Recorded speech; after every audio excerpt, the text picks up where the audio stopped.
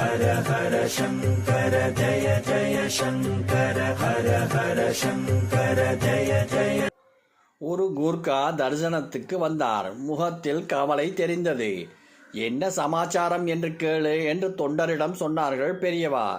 கூர்க்கா கூறினார், நான் பிறந்ததிலிருந்து கஷ்டங்களைத்தான் அனுபவித்துக் கொண்டிருக்கிறேன். ஆனால் ஏதோ புண்ணிய வசத்தால் தெய்வ ஸ்வரூபமான பெரியவா தரிசனம் கிடைச்சிருக்கு. இனி எனக்கு ஜென்மாவே வரக்கூடாது என்று அனுக்கிரகம் பண்ண வேண்டும். ஆஹா, அப்படியே ஆகுக. உனக்கு இனி ஜென்மாவே கிடையாது என்று பெரியவாள் சொல்லிவிடவில்லை.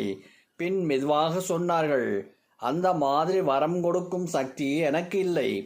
நான் தினந்தோறும் பூஜை செய்யும் சந்திர மௌலீஸ்வரரையும் திரிபுர சுந்தரியையும் உனக்காக பிரார்த்தனை செய்து கொள்கிறேன்.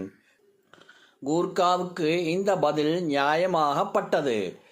ஒரே குதூகலத்துடன் அவருக்கு பிரசாதம் பெற்றுக்கொண்டு, எனக்கு இனிமேல் ஜென்மா கிடையாது, ஈஸ்வராட்சை என்று திரும்ப திரும்ப சொல்லிக்கொண்டே போனார்.